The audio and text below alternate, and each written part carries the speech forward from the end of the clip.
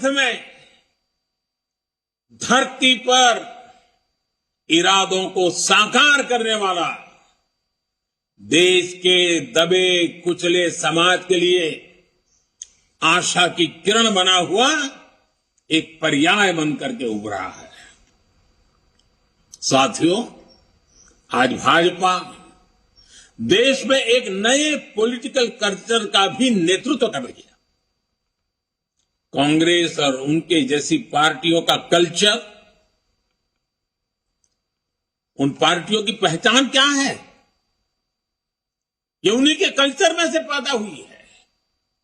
उन पार्टियों की पहचान है, पार्टी का नाम लेते ही एक ही बात दिखती है, सारी पार्टियों का दर्द देख लीजिए, परिवारवाद, वंशवाद, जातिवाद और क्षेत्रवाद का बंधक है ये सारे लोग।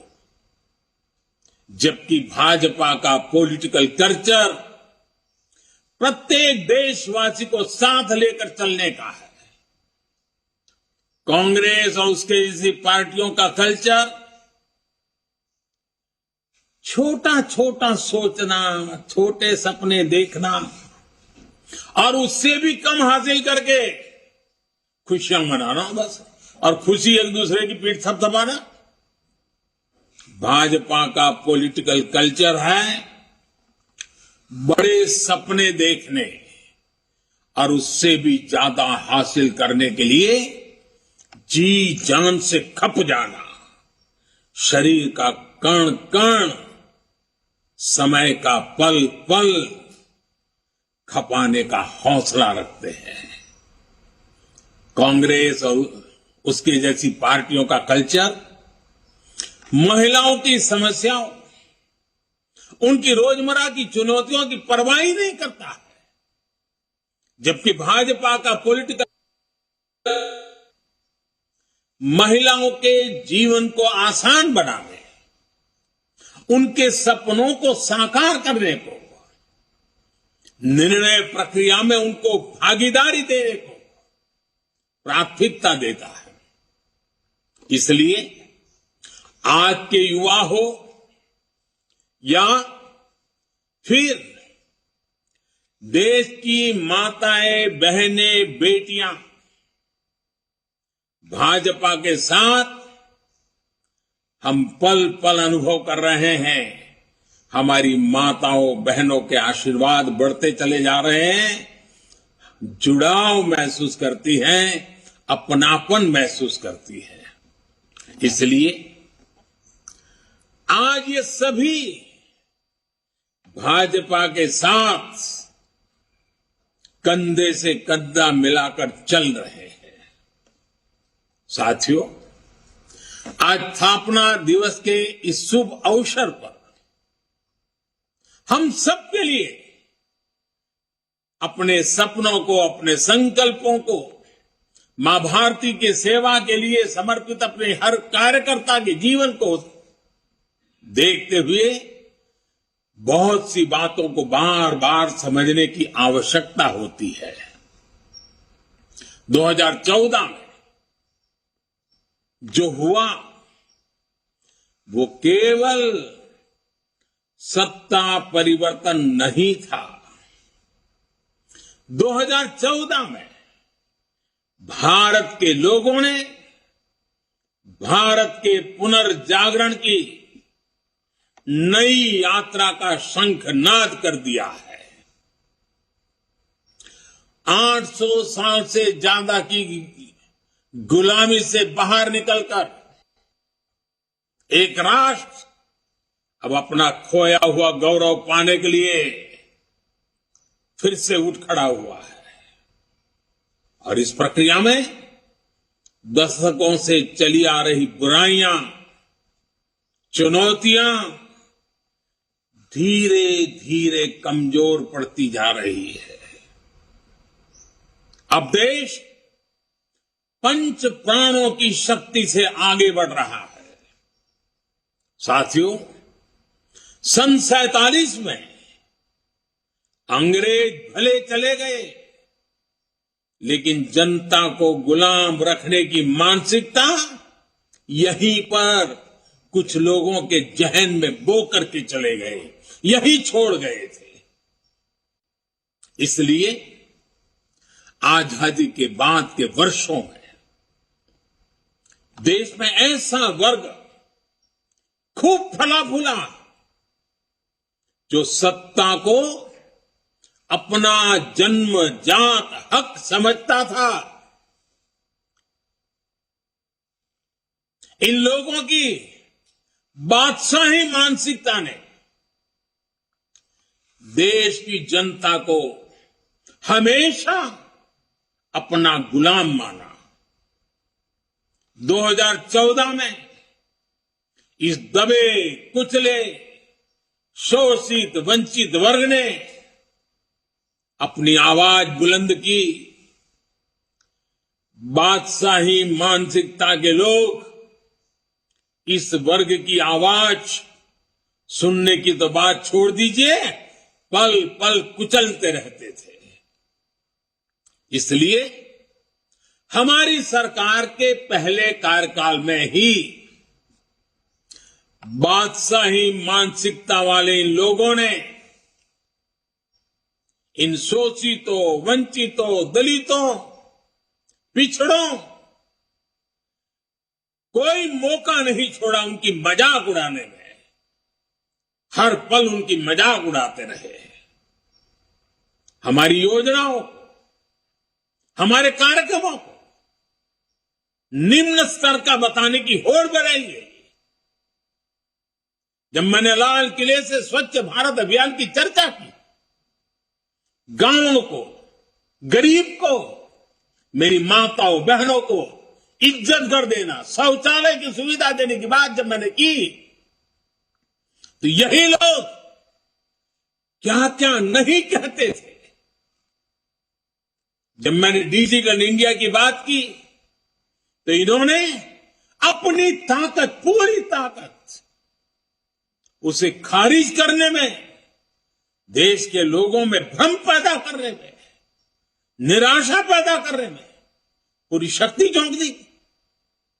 ये तर्क दिए जाने वाले और ये कहने लगे देश में बड़ी आबादी अनपढ़ है, अनजान है, वो कैसे डिजिटल इंडिया का लाभ ले पाएगी।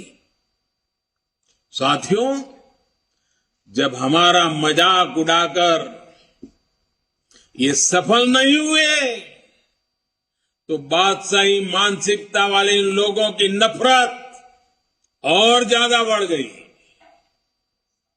उन्होंने कभी सोचा नहीं था कि दशक से हिंसा से जूझ रहे जम्मू कश्मीर और नॉर्थ ईस्ट में शांति का सूरज उगेगा।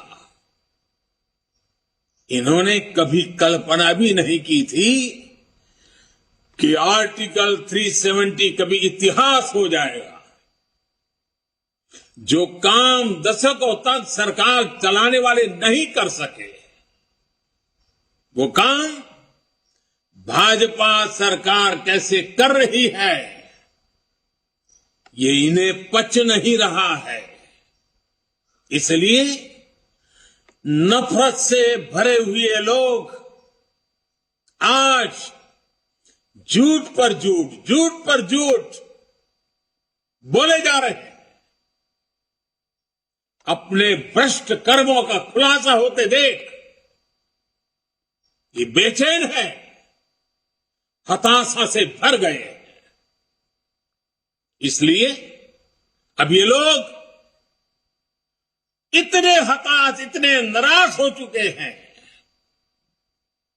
कि अब एक ही रास्ता उनको दिख रहा है, एक ही उपाय दिख रहा है, और वो खुल करके कहने लगे हैं मोदी तेरी कब्र खुदेगी।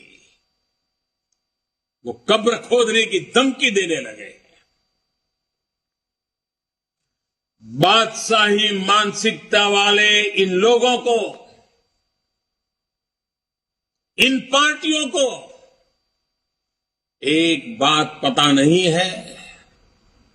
आज देश का गरीब, देश का सामान्य मानवी देश का युवा, देश की माताएं, बहनें, बेटियां, दलित, पीड़ित, शोषित, वंचित, आदिवासी, हर कोई भाजपा के कमल को खिलाने के लिए, भाजपा के कमल की रक्षा करने के लिए वो ढाल बनकर के खड़ा हुआ है।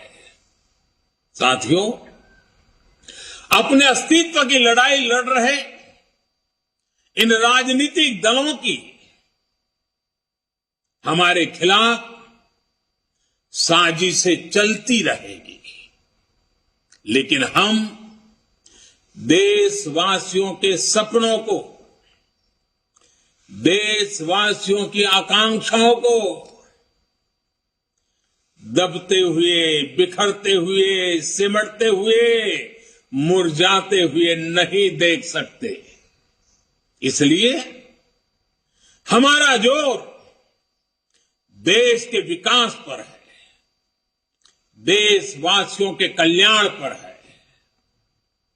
हमारे परिश्रम से जो परिणाम मिले हैं, इसकी गवाही वो आंकड़े दे रहे हैं जो पिछला वित्तीय वर्ष समाप्त होने पर बीते 15-20 दिनों में सामने आए हैं।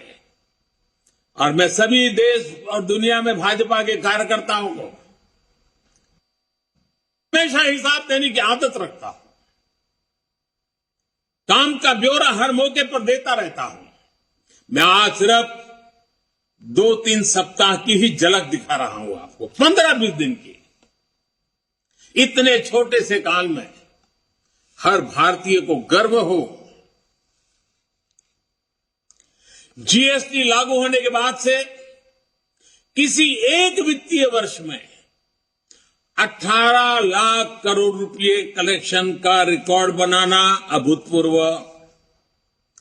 इस दौरान देश के टैक्स पेयर ने भी 16 लाख करोड़ रुपए से अधिक टैक्स देकर नया रिकॉर्ड बनाया। मार्च महीने में ही यूपीआई से 14 लाख करोड़ रुपए के ट्रांजैक्शन का नया रिकॉर्ड बना। देश के इतिहास में पहली बार हमारा एक्सपोर्ट 750 अरब डॉलर के पार पहुंचा। देश में कोयला उत्पादन में पुराने सारे रिकॉर्ड तोड़ दिए। देश में स्टील उत्पादन में भी पुराने सारे रिकॉर्ड टूट गए। पहली बार 16,000 करोड़ रुपए का डिफेंस एक्सपोर्ट हुआ। एचएएल ने रिकॉर्ड रेवेन्यू जनरेट किया। मोबाइल फोन प्रोडक्शन और मोबाइल एक्सपोर्ट में भी नया रिकॉर्ड बना। एक साल में 6,500 किलोमीटर रेल ट्रैक का इलेक्ट्रिफिकेशन करने का रिकॉर्ड भी कुछ ही दिन पहले सामने आया। रेलवे ने 1,500 मैट्रिक टन से अधिक फ्रेट लोडिंग का रिकॉर्ड भी इसी दौरान बनाया। देश के बड़े पोर्ट्स ने एक साल में करीब 800 million metric tonne cargo handle करने का नया रिकॉर्ड बनाया। लगातार बन रहे विकास के ये रिकॉर्ड दिखाते हैं कि देश कितनी तेजी से आगे बढ़ रहा है। मैं एक सांस में जितना बोल पाया बोल दिया। साथियों,